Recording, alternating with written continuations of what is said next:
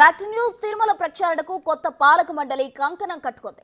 TTD chairman BR Naidu అధ్యక్షతన జరిగిన TTD పాలక మండలి భేటీలో కీలక నిర్ణయాలు తీసుకున్నారు. తిరుమలలో నేతలు రాజకీయ విషయాలు మాట్లాడడంపై నిషేధం విధించారు. ఇక తిరుమలలో రాజకీయ ప్రసంగాలు నిషేధిస్తూ టీటీడీ బోర్డు నిర్ణయం తీసుకుంది. తిరుమలలో రాజకీయాలు మాట్లాడితే కేసులు పెట్టే విధంగా చర్యలు తీసుకుంటామని టీటీడీ చైర్మన్ బిఆర్ నాయుడు తెలిపారు. ఈ మధ్య కాలంలో శ్రీవారి దర్శనానికి వచ్చి నేతలు రాజకీయ వ్యాఖ్యలు చేస్తున్నారని చెప్పారు టీటీడీ చైర్మన్. అది మంచి పద్ధతి కాదన్నారు. తిరుమల పవిత్రతను కాపాడడంలో భాగంగా ఇకపై రాజకీయ ప్రసంగాలకు చెక్ పెడుతున్నట్లు ఆయన తెలిపారు. ఇకపై వారిపై కేసులు పెట్టేలా చర్యలకు రంగం సిద్ధం చేస్తామన్నారు.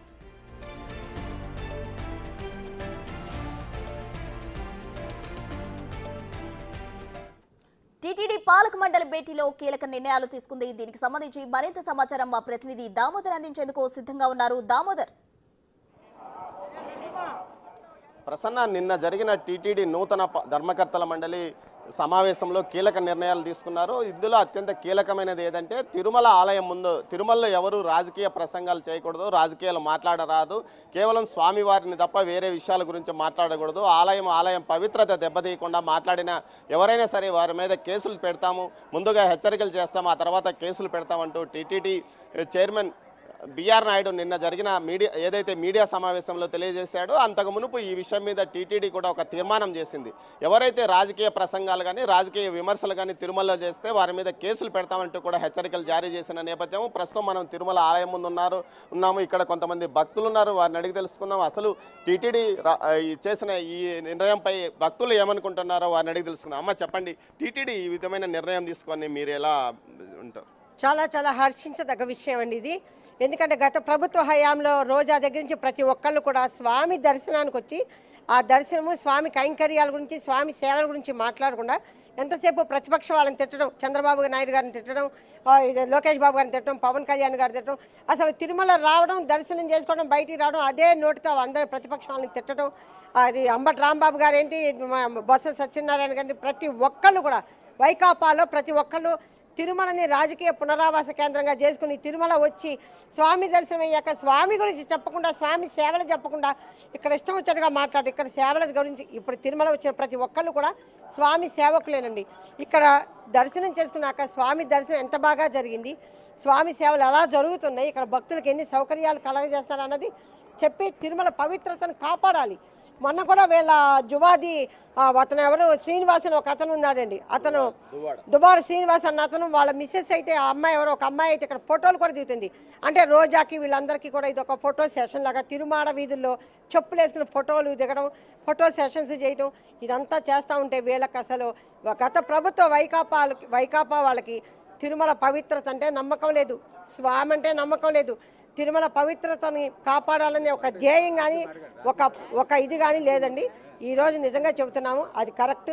తిరుమల వచ్చిన వాళ్ళందరూ కూడా స్వామి దర్శనం చేసుకోండి, స్వామి గురించి చెప్పండి, స్వామి సేవల గురించి చెప్పండి. ఇక్కడ ఎంత బాగా దర్శనం జరుగుతుందో, స్వామి సేవలు ఎంత బాగా జరుగుతున్నాయో, ఏర్పాట్లు ఎంత బాగున్నాయో చెప్తే చాలా బాగుంది. చెప్పండి, రాజకీయాలు మాట్లాడడం నిషేధించడం సబబే అంటారా?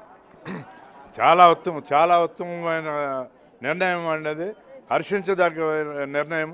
ఇక్కడికి వచ్చి రాజకీయాలు మాట్లాడటం, ఈ పవిత్రతని అపవిత్రత చేయటం, ఈ స్థలాన్ని మంచి కార్యక్రమం కాదు అది. ఇక్కడికి వచ్చి రాజకీయాలు మాట్లాడటం స్వామివారి యొక్క పవిత్రతని నిష్కళంకంగా ఉంచే విధంగా ఇక్కడ ప్రవర్తించాలి. కానీ ఇటువంటి రాజకీయాలు ఇక్కడ మాట్లాడి నోటుకొచ్చినట్టు కాకుండా నోటు అదుపులో పెట్టుకుని మాట్లాడి ఉంటే స్వామివారి యొక్క ఆశీస్సులు వారికి కూడా ఉంటాయి. చక్కగా నిర్ణయం తీసుకున్నారు మండలి వారు, అధ్యక్షుల వారు బిఆర్ నాయుడు గారు.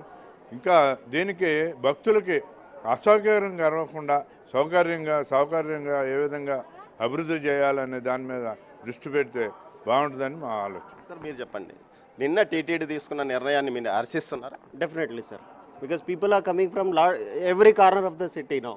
ఓకే, ఆల్ ఇండియా నుంచి వస్తున్నారు. ఇక్కడ రావడం అంటే ద భక్తి. Okay, there should not be any political agenda or anything, no VIP, nothing. That culture should not be there. So people should come for darshan. So we are all below God, not above God. That should be there.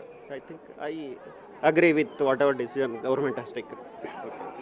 ఏదైతే భక్తులు భక్తులంతా ఈ విషయాన్ని హర్షిస్తున్నారు. ఏదైతే దేవుని ముందు దేవుడి ముందు ఆయన పవిత్రత గురించి, ఆలయం యొక్క అభివృద్ధి గురించి, అదేవిధంగా ఏదైనా భక్తులకు అసౌకర్యం కలిగిస్తే దాని గురించి మాట్లాడాలి కానీ రాజకీయ విమర్శలు చేయడం, అదేవిధంగా ప్రత్యర్థిని ఇక్కడి నుంచి విమర్శలు చేయడం, ప్రత్యర్థి కుటుంబాల మీద ఇక్కడ నుంచి విమర్శ చేయడం తగదని గతంలో చాలామంది ఏదైతే గతంలో అధికారంలో ఉన్న వారు ఈ విధమైన చర్యలు ఇక్కడ చేశారని, ఇలాంటివి భవిష్యత్తులో జరగకుండా చూడాలని వీరు కోరుకుంటున్నారు. అంతేకాకుండా ఇలాంటి ఏదైతే టీటీడీ నిన్న పాలక మండలి తీసుకున్న నిర్ణయం పైన ప్రతి ఒక్కరూ హర్షిస్తున్నారు. ముఖ్యంగా గతంలో జరిగిన వాటిని ఈసారి పునరావృతం కాకుండా చేయాలంటూ కూడా వీరు కోరుకుంటున్నారు.